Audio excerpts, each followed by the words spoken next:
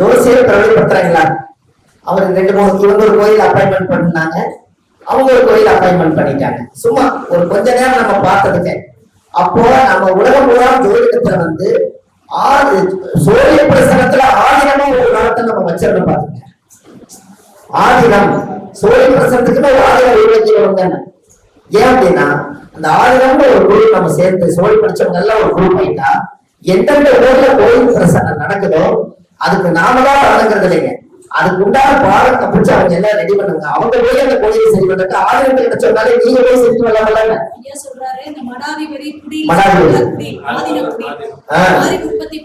இப்ப நீங்க கேரளாவில மட்டும்தான் சோழி பிரசனம் போய் கூட்டிட்டு வந்து பண்ணணுங்கிறீங்க. சப்போஸ் அவங்கனால போற கோயிலுக்குள்ள பணம் கொடுத்துருக்க முடியலன்னா நம்ம தமிழ்நாட்டிலே இந்த கலையை கத்துக்கிறோம்ல. அப்ப இதை நாமும் ஒரு ஆதினம்ங்கிற ஒரு மாடாதிபதியை உருவாக்கிட்டா, நீங்க மாடாதிபதிங்கிற ஒரு சங்கத்தை உருவாக்கிட்டா அந்த சங்கத்துல போய் நீங்க யாருக்கு சொன்னாலும் எந்த கோயில் பண்ணணுமோ அவங்க வந்து நம்ம போய் பார்த்து அந்த கோயிலை சரி பண்ணிடலாம்லங்கிற ஆதினங்கள பேர்ல வந்து பல விஷயங்கள் வந்து நடக்குதுன்னு தெரியும். அது வந்து ஒரு முக்கியமா கொண்டு போகும், அடுத்த கட்டத்துக்கு வெளியே வரும். அதனாலதான் சொல்றேன், உன் கை நம்பி உயர்ந்தென பாரு, உனக்கென எழுதி ஒரு வரலாறு, உனக்குள்ளே சக்தி இருக்கு அதை உசிப்பட வலிப்பாருன்னு சொல்றேன். நம்ம கையிலேயே திறமை வச்சுக்கிட்டு எடுத்து தெருவுல நெய் கலையணும். நம்ம திறமை எத்தனையோ திறமையை படிச்சு நம்மளே உருவாக்கி நம்ம நாட்டை காப்பாத்துறதுக்கு, நம்ம பெருமை தேடிக்கிறதுக்கு, நம்ம மக்களுக்கு நம்ம சோழி பிரசனத்தை காசு பணம் இல்லாம கூட நம்ம இலவசமா சொல்லிக் கொடுப்போம். இதுல புரிஞ்சா அந்த சோழி பிரசனத்தை இலவசம் அந்த கலையில இலவசமா சொல்லிக் கொடுப்போம். புரிஞ்சுங்களா? அம்மா சொன்னாங்க அதே மாதிரி ஐயாவும் சொன்னாரு. நாங்க பாத்தீங்கன்னா என்னுடைய பிறந்த வீட்டு குலதெய்வம் கோயில், புகுந்த வீட்டு குலதெய்வம் கோயில் 2 கோயிலுக்குமே கும்பாபிஷேகம் பண்ணோம். கும்பாபிஷேகம் புதுசா கோபுரம் கட்டி கும்பாபிஷேகம் பண்ணோம். அந்த கும்பாபிஷேக செலவுல எங்களால முடிஞ்சது பொருள் வாங்கி கொடுக்கறது, நமக்கு ரத்தனங்களை வாங்கி கொடுக்கறது. அப்புறமேலும் வந்து பாத்தீங்கன்னா எங்க ஹஸ்பண்ட் வீட்டு குலதெய்வம் கோயிலுக்கு வந்து பாத்தீங்கன்னா அந்த தீபாவளி காட்டுற செட் எல்லாம் வாங்கி கொடுக்கறது, மணி வாங்கி கொடுத்து நிறைய பொருட்களும் வாங்கி கொடுக்குறோம். மாசம் மாசம் அமாவாசை கோயிலுக்கு இந்த மாதிரி எல்லா இதுக்குமே போறோம். ஆனா ஏன் வந்து எனக்கு அந்த குலதெய்வ அருள் இருக்குதா இல்லையா தெரியும். இப்ப தெரியும் சார்.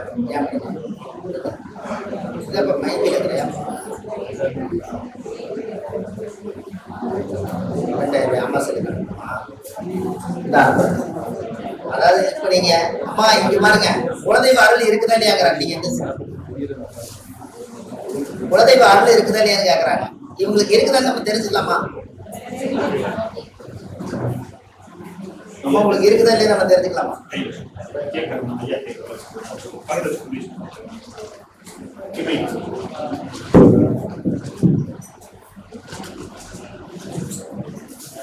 அம்மா இவங்களுக்கு குலதெய்வ அருள் இருக்குதா இல்லையாங்கிறது தெரியுது. அம்மா 108 நம்பர் சொல்லுங்க. உங்க நட்சத்திரம் சொல்லுங்க. உங்க என்ன லக்னம் நீங்க? கடக லக்னம். இப்ப நீங்க சொன்னது எவ்வளவுங்க? இப்ப இவங்க சொன்னதுல குலதெய்வ அருள் இருக்குதா இல்லையாங்கிற உங்களால சொல்ல முடியுமா? அவங்க பரணி நட்சத்திரம் சொன்னாங்க, அப்புறம் மேசராசி சொன்னீங்க, அப்புறம் 61 நம்பர் சொல்லியிருக்காங்க 108க்குள்ள. இப்ப இவங்க குலதெய்வ அருள் இருக்குதா இல்லையான்னு சொல்லுங்களேன்.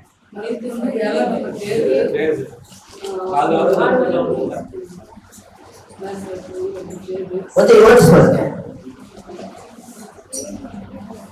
குலதெய்வ அருள் இருக்குதா இல்லையா மட்டும் சொல்லுங்க. கடக லக்னம் அவங்க.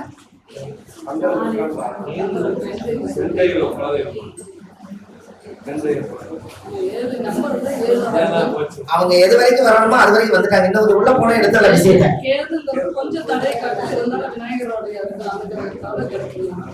சரி. இப்போ ஒரு விஷயம் சொல்றேன் கேளுங்க. இவங்க குலதெய்வ அனுகிரகம் இருக்கு, ஆனா சாமியை கட்டி போட்ட மாதிரி இருக்குது, வீட்டு வாசலுக்குள்ள உள்ள வரல. ஆனா எல்லா புண்ணியமும் அவங்க செஞ்சு வச்சுட்டாங்க, சாமியை கட்டி போட்டாங்க. புரியுதுங்களா?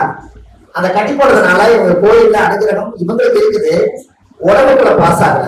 அது காரணம் என்னன்னா குலதெய்வ அனுகிரகம் இருக்குதுன்னு சொல்றதுக்கு 108 குல நம்பர் கேட்டேன். அவங்க என்ன சொல்றாங்கன்னா 61 சொன்னாங்க. 61ன்னா 6 1 எவ்வளவு சொன்னீங்க? சரி. கடக லக்னத்துக்கு 5ஆம் இடம் குலதெய்வத்துக்கு என்ன தெய்வம் வருது? செவ்வாய். செவ்வாயோட கடவுள் என்ன? முருகன். அப்ப செவ்வாய் எத்தனை வருஷம்? அப்ப 7 வருஷம் கரெக்டா வந்துருச்சு. அங்கேயே ராகு 7 உச்சமா இருக்கிறதுனால தடை மட்டும் தான் இருக்குது. அப்ப ராகுகேது சிலை செஞ்சு கொண்டு போய் அரச மரத்தட்டுல வச்சுட்டு குலதெய்வத்தை போய் அவங்க சாமி அம்மை அழைச்சு ஒரு 5 எழுபத்தை படைச்சு வச்சு வெத்தலை வச்சு சாமியை நீங்க வீட்டு கூப்பிட்டீங்கன்னா இந்த ராகுகேது சிலையை செஞ்சு அதுக்கு எல்லா அபிஷேகம் பண்ணி அரசு மேம்பட்டு இருக்கிற இடத்துல கொண்டு வச்சுட்டு அதுக்கப்புறம் நீங்க குலதெய்வ கோயில போய் வெத்தலை வாக்கு 5 எலுமிச்சை பழம் வச்சு அம்மா தாயே என்ற வீட்டுக்கு எல்லா தடையும் நீக்கிட்ட நீ சந்தோஷமா வாமானா 6 1 7 செவ்வாயோட ஆதிக்கம் வந்துரு தெய்வம் எப்படி ஒரு 108 சொல்ல சொன்னீங்க. டக்குன்னு எனக்கு வந்ததை சொல்லிட்டேன், யோசிச்சுலாம் சொல்லல. அப்புறமே தான் சொன்னதுக்கு அப்புறம் தான் எனக்கு 7 கேதுவோட ஆதிக்கமே நான் நினைச்சேன். அப்புறம் பார்த்தா அதுல இருந்து செவ்வாயோட இருக்கு பாசிட்டிவான ஒரு இதை சொல்லுவோம். எப்படி ஒரு நிஜமான ஒரு விஷயத்த சொல்றீங்க, சிறப்பா இருக்கு. அப்படிதான் இருக்கிறாங்க. உண்மைக்கு சிலுக்கணும் இல்லைங்களா? உண்மைக்கு வந்து சிலுக்கணும். உடம்பு கோயிலுக்குள்ள போனா புது தெய்வம் போனா உடம்பு முழுகுது இல்லையா? அதனால சிலுக்கணும். ஏன் அப்படின்னா நீங்க கடகத்துல சொல்லும் போதே நீங்க டக்குனு பிடிச்சி போய் பார்த்தாங்க. கடகத்துக்கு 5ஆவது செவ்வாய் வீடு, அவங்க செவ்வாயை தொட்டுட்டாங்க. ஏன் வேற நம்பர் சொல்லிக்கலாம்ல? அப்போ வாயில வரக்கூடிய நிமித்த பிரசன்னம் கூட அவங்களோட பேசிட்டு தான் இருக்குது. நாம தான் உணரல. என்னையா அவங்களோட பேசிட்டு தான் இருக்குது. அப்போ ஒவ்வொரு தெய்வங்களும் அவங்களுக்கு சாதகமா இருக்கு. அப்ப அது ஏன் வந்து அந்த கேதுவா வந்ததுனால நான் ஏன் சொன்னேன், யாரோ முன்னோர்கள் பாம்படிச்சு கொண்டிருக்காங்க. அந்த பாம்பு அடிச்சு கொண்டதுனால அது சாபம் இருக்குது. என்னை இவ்வளவு தூரம் அடிச்சு கொள்றீங்க, நான் உனக்கு என்ன பாவம் செஞ்சேன்? போகிற குலத்துக்கே நான் வம்ச விருத்தி பண்ண மாட்டேங்குது. அப்ப வம்சம்னா 5ஆம் பாவம். அப்ப ராகுகேது சிலையை கருங்கல்ல உருவாக்கி அதை வீட்டுல ஒரு 3 நாள் நவதானியத்துல ஊற வச்சு அதை எடுத்து பால் பன்னீர் தேனி இளநி மஞ்சள் நீர்லாம் ஊற்றி அபிஷேகம் பண்ணி அரசு தேர்தல் இருக்கிற கோயிலை கொண்டு போய் வச்சுட்டோம்னா அதை குழந்தை இல்லாதவங்க ராகுக்கு சேர்க்கிறவங்க எல்லாம் சுத்தி கும்பிடுவாங்க. அப்ப அது யாரு உருவாக்கி வச்சாங்களோ அவங்களுக்கு அந்த பலன் போகும்போது இவர்களுடைய வரம் கிடைச்சிரும் அல்லவா? அதான் பாயிண்ட். ரொம்ப சந்தோஷமா இருக்கா? இப்ப புரியுதுங்களா? ஒவ்வொருத்தரையும் ஜோதிட தலையை செய்ய முடியுமா? எனக்கு அள்ளி கொடுக்காட்டி சொல்லி கொடுத்துருக்காங்க. நம்ம கிட்ட அள்ளி கொடுக்கிறதுக்கு அவ்வளவு சப்ஜெக்ட் சொல்லி கொடுக்கறது என்னமா தப்பு? அதனாலதான் வகுப்பே வந்து அம்மாவை எடுக்க சொல்லுது. அவங்களுடைய நிறைய செலவுகள் இருக்கிறதுனால நீங்க அதை வச்சு பண்ணுங்கம்மா. ஆனா நான் என்னோட நோக்கம் பணம் காசு வேண்டாம். நான் 1330 பரிகாரம் நடத்த வரைக்கும் ஆல்ரெடி நான் காசு வாங்க மாட்டேன். இப்ப எத்தனை பரிகாரம் ஆயிருக்குங்க? 5 கிளாஸ்க்கு 525 எவ்வளவு வந்துட்டோம்? ரைட். ஆண்ட முன்னேற்ற 1330 வர வரைக்கும் பணநோக்கம் இல்லாம மனநோக்கம் இருக்கணும்னு சொல்றேன். எனக்கு அப்போ நம்மளோட வாழ்க்கையில இவங்கெல்லாம் என்ன கூகுள் பே அனுப்புறாங்க, நம்ம கூகுள் புறாவே இருக்கலாம். அதுக்கப்புறம் இங்க இருந்து பறந்து அந்த காலத்துல மணிப்புறா போச்சா இல்லையா? அது மாதிரி எல்லா வீட்டையும் புக்கு பறந்து போகும். அது போனால அனாதை குழந்தைகளுக்கு ஆதரவற்ற பாடிக்கு இந்த மாதிரி சாப்பாடு உணவுகளுக்கு நம்ம எழுதுற புக்குல வர காசை வச்சு அவங்களுக்கு அதை பண்ணுவோம். என்னம்மா மக்களுக்கு கொடுக்குற காசை பண்ணுவோம். நமக்கு வேண்டாம். நம்மளுக்கு இந்த கலையை கொடுத்ததுக்கு நான் கீழே அடிக்கடி ஏதாவது ஒரு புக்கு எழுதுனா நான் ஒரு விஷயம் எழுதுவேன். கடவுள் கட்டு நம்ம ஒரு நல்ல துணிமணி ஒரு ஏதோ பண்ணியிருக்கோம்னு வச்சுக்கோங்களேன். நம்மளால எல்லா ஆண்டு முனையத்துல ஏதாவது 3 நேரம் சாப்பாடு கிடைக்குது. 4 பேர் நம்மளை கையெழுத்து கும்பிடுறாங்க. காலில் நடந்து போறதுக்கு பதிலா கார்ல போறோம். ஒண்ணுமே கையில காலில் இல்லைங்கிறதுக்காக தங்கத்தை போடுறோம். இந்த ஆண்டவன் கை கால ஊனம் இல்லாம ஆண்டவன் வச்சிருக்கான். இதுக்கெல்லாம் சேர்த்து ஒரே வரியில எழுதினேன். கடவுள் கொடுத்ததற்கே நன்றி சொல்ல முடியவில்லை இன்னும், இதில் அடுத்தடுத்து கேட்பதற்கு 5 தேயம் உள்ள. புரிஞ்சுருங்களா? அப்ப கடவுள் கிட்ட போய் இவ்வளவு ஆண்டவன் கொடுத்திருக்கிறான், இன்னும் உனக்கு மனசு திருப்தி இல்லையான்னு கடவுள் மறைமுகமா கேட்கிறாரு. அப்ப நமக்கு இருப்பதை வைத்து சிறப்புடன் வாழ கத்துக்கலாமே. எனக்கு ஐயா ஒரு ரோட்ல ஒருத்தர் கால் ஊனமா நடந்து போறாரு. அவர் ஊனமா நடந்து போறதுக்கு அவரோட கர்மம் என்ன, அது சம்பந்தப்பட்டது பிரச்சனை இல்லை. ஆனா நம்ம கண்ணுக்கு அவர் தெரிஞ்சாரு. அது எதுக்கு தெரிஞ்சாரு தெரியுங்களா? நீங்க பாவம்னு சொல்லாம இருந்தீங்கனாலே புண்ணியம். முதல்ல அவர் பாவம்னு சொல்லாதீங்க. காரணம் என்ன தெரியுங்களா? அவர் நடந்து போற பாதையில அவர் கால கொண்டியே நடந்து போனா கடவுள் என்னமோ அவர் செய்த பாவத்துக்கு அவர் தண்டனை கொடுத்துருக்கணும். அவர் கால விட நம்ம கால் நல்லா இருக்குதுல்ல, அதுக்கு ஒரு நன்றி சொல்லிருக்கீங்க வருதுங்களா? அப்ப அவங்க செய்த ஓரநிலையா அப்படித்தான் நடந்துதான் தண்டனை கழிக்க முடியும். ஒரு காலத்துல சொன்னாங்க, உன்ற கடன் வந்து நான் கட்டாம நான் போயிட்டேன்னா மாடா உழைச்சி போட நான் உங்களோட கடன் கட்டணும் பாங்க. அந்த காலத்துல அப்படித்தான்மா அப்ப மாடு என்ன படுத்துறீங்களா, இவர் வேணும்னே போய் மாடு கடன் வாங்குறதே ஒரு பிரச்சனை. அந்த மாடு போய் கடன் வாங்கிட்டு வருவாங்க, மாடை போய் ஆயிட்டு வருவாங்க. அது அந்த காலுக்கு உழைக்கும், உழைச்சு உழைச்சு உழைச்சு ஒரு பாயிண்ட் வச்சுக்கும், இவ்வளவு ரூபாய் உங்க கடன் கட்டணும். கரெக்டா அந்த மாடு கடனை கட்டி முடிச்சாச்சுன்னா மாடு செத்து போயிடும். அவங்க சொல்லுவாங்க வீட்டுல இந்த மகாலட்சுமி போனதுக்கு அப்புறம் எல்லாமே போச்சுப்பா. காரணம் என்னன்னா முற்பேணி கடனுக்கு தான் மாடா உழைச்சு இன்னைக்கு பால் கறந்து கடனை கழிக்குதுங்க.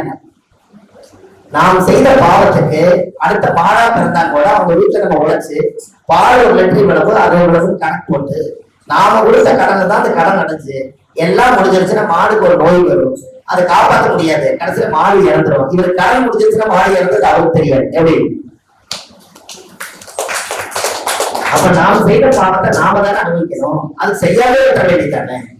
அதுக்காகத்தான் இந்த ஜோதிட கலைக்கெல்லாம் அதிகமா கூலி வாங்காம மக்களுக்கு கொஞ்சம் இருக்கிற கலையை, உண்மையான கலையை உலகத்துக்கு பிரபஞ்சத்துக்கு கொடுக்குறோம், மக்களுக்கு கொடுக்குறோம். அடுத்த தலைமுறை வருவேன்.